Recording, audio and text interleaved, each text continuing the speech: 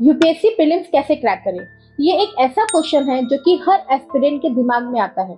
UPSC prelims crack करने के लिए स्टडी, नॉलेज और एमसीक्यूज प्रैक्टिस तो जरूरी है ही, बट उसके साथ साथ एग्जाम के दौरान 2 घंटों को पूरी तरीके से सही स्ट्रेटेजी के साथ मैनेज करना भी बहुत इंपॉर्टेंट है। तो आज इस वीडियो में हम डिस्कस करेंगे कि एग्जाम के दौरान मिले 2 घंटों को सही स्ट्रेटेजी के साथ सही तरीके से कैसे मैनेज किया जाए। Hi everyone, my name is Pooja Gupta. आप सबका स्वागत है मेरे चैनल माय सिविल सर्विसेज पे। तो चलिए शुरू करते हैं। यूपीएससी प्रीलिम्स को क्रैक करने के लिए आपको एग्जाम में 2 घंटों के दौरान मेनली 4 पॉइंट्स पर ध्यान देना होगा। First, timing. 2 घंटों के अंदर 100 क्वेश्चंस को अटेम्प्ट करना और बबल्स को सही तरीके से भरना बहुत इंपॉर्टेंट हो जाता है। तो आगे हम ये देखेंगे कि 2 घंटे की टाइमिंग को किस तरीके से प्रॉपर मैनेज किया जा सके। Second, frequency. पेपर को पूरी तरीके से सॉल्व करने के लिए कितनी बार गो थ्रू होना चाहिए। थर्ड, बबल्स को फिल करना। अटेम्प्ट किए गए सारे क्वेश्चंस के बबल्स को एक्यूरेसी के साथ फिल करना बहुत इंपॉर्टेंट हो जाता है। And fourth, attendance sheet. सही तरीके से अटेंडेंस शीट को भरना भी काफी इंपॉर्टेंट होता है। चलिए आइए समझते हैं कि कैसे इन 4 पॉइंट्स पर फोकस करके हम प्रीलिम्स को क्रैक करने की प्रोबेबिलिटी को बढ़ा सकते हैं। फर्स्ट पॉइंट है टाइमिंग।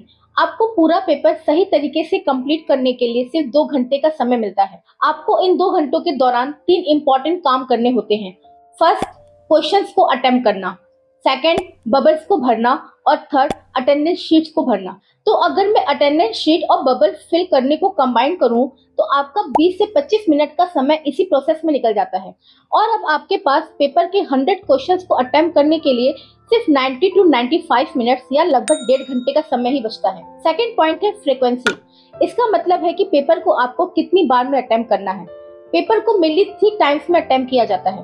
अब बचे हुए 1.5 घंटे में आपको पूरे 100 क्वेश्चंस को एटलीस्ट 3 रीडिंग्स में कंप्लीट करना चाहिए। फर्स्ट रीडिंग में उन क्वेश्चंस को अटेम्प्ट करना चाहिए जो आपको 100% आते हो। फर्स्ट रीडिंग के दौरान जो क्वेश्चंस डाउट में होते हैं उनको सर्किल करें और जो क्वेश्चन बिल्कुल नहीं आते उनको ऐसे ही छोड़ दें। सेकेंड रीडिंग में सर्किल लगे क्वेश्चंस को सॉल्व करने की कोशिश करें। आप देखेंगे कि इनमें से बहुत सारे क्वेश्चन जो फर्स्ट रीडिंग में डाउटफुल लग रहे थे वो सेकेंड रीडिंग में इजीली सॉल्व हो जाएंगे। इसका रीजन ये है कि जब हम फर्स्ट टाइम पेपर देखते हैं तो नर्वसनेस की वजह से आते हुए क्वेश्चंस भी डाउटफुल हो जाते हैं। अब थर्ड रीडिंग में चांस लें और एलिमिनेशन टेक्निक को यूज करके उन क्वेश्चंस को सॉल्व करने की कोशिश करें जो आपको बिल्कुल नहीं आते। ऐसे क्वेश्चन जो कंप्लीट फैक्ट्स पर बेस्ड होते हैं और आपको बिल्कुल नहीं आते उन पर चांस ना लें और उन्हें ऐसे ही छोड़ दें। और ऐसे क्वेश्चन जो कॉन्सेप्ट पर बेस्ड होते हैं उन पर एलिमिनेशन टेक्निक का यूज करें और उन्हें सॉल्व करने की कोशिश करें। आपको तीनों रीडिंग के दौरान एटलीस्ट 80 टू 85 क्वेश्चन एक्यूरेसी के साथ सॉल्व करने हैं, तभी आप प्रीलिम्स क्वालिफाई कर पाएंगे। अब यहाँ एक क्वेश्चन उठता है कि हमें चांस क्यों लेना चाहिए। तो आइए इस क्वेश्चन को एक एग्जांपल के साथ समझते हैं।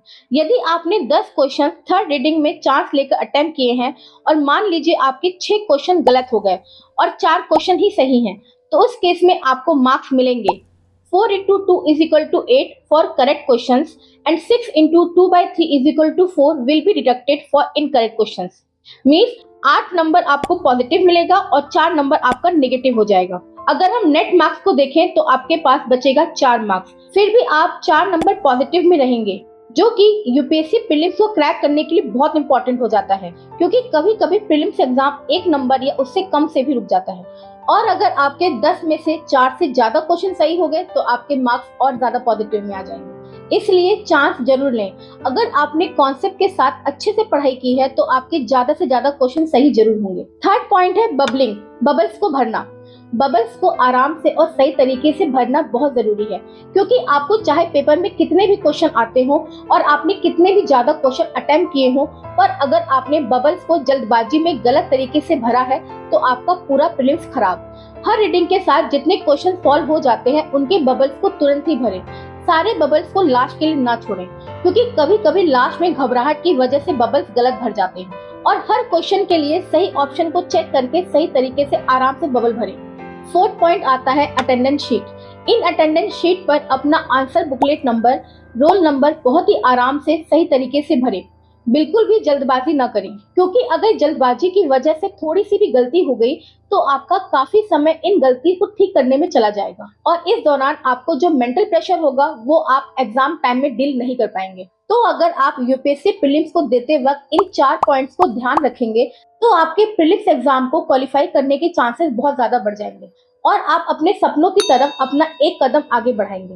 तो इस वीडियो में हमने फोकस किया कि एग्जाम के दौरान 2 घंटों को सही स्ट्रेटेजी के साथ सही तरीके से कैसे मैनेज किया जाए। नेक्स्ट वीडियो में हम डिस्कस करेंगे एलिमिनेशन टेक्निक के बारे में। यूपीएससी प्रीलिम्स एग्जाम में एलिमिनेशन टेक्निक्स कैसे अप्लाई की जाती हैं। तो आपको ये वीडियो कैसा लगा प्लीज कमेंट बॉक्स में जरूर बताइए। तो मिलते हैं नेक्स्ट वीडियो में नेक्स्ट टॉपिक के साथ। तब तक के लिए खुश रहिए, स्वस्थ रहिए और अपनी प्रिपरेशन को कंटिन्यू रखिए। Thank you.